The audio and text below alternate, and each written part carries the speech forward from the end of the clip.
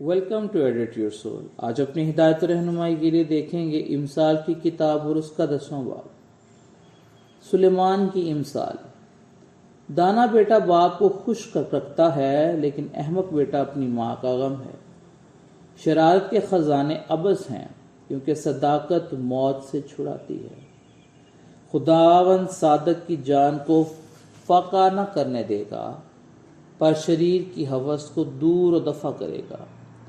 جو ڈھیلے ہاتھ سے کام کرتا ہے کنگال ہو جاتا ہے، لیکن محنتی کا ہاتھ دولت مند بنا دیتا ہے۔ وہ جو گرمی میں جمع کرتا ہے دانا بیٹا ہے، پر وہ بیٹا جو درد کے وقت سوتا رہتا ہے شرم کا باعث ہے۔ صادق کے سر پر برکتیں ہوتی ہیں، لیکن شریروں کے منہ کو ظلم ڈھانکتا ہے۔ راست آدمی کی یادگار مبارک ہے، لیکن شریروں کا نام سڑ جائے گا۔ دانا دل فرمان بجا لائے گا، پر بکواسی احمق پچھاڑ کھائے گا۔ راست رو بے کھٹکے چلتا ہے، لیکن جو کجروئی کرتا ہے ظاہر ہو جائے گا۔ آنکھ مارنے والا رنج پیدا کرتا ہے، اور بکواسی احمق پچھاڑ کھائے گا۔ صادق کا منہ حیات کا چشمہ ہے، لیکن شریروں کے منہ کو ظلم ڈھانکتا ہے۔ عداوت جھگڑے پیدا کرتی ہے، لیکن محبت سب خطاؤں کو ڈھانک دیتی ہے۔ عقل مند کے لبوں پر حکمت ہے، لیکن بے عقل کی پیٹھ کے لیے لٹ ہے۔ دانا آدمی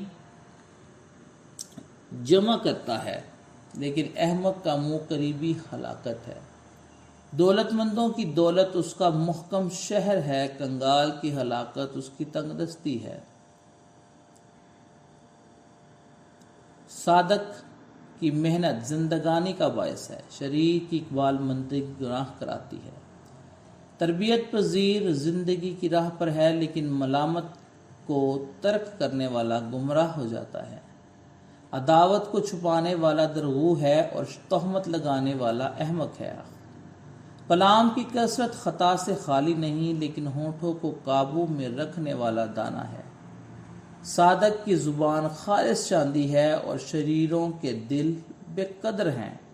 خداوند کے زندہ پاک کلام کے پڑھے اور سنے جانے پر اس کی خاص برکت اور رحمت ہو۔ آمین۔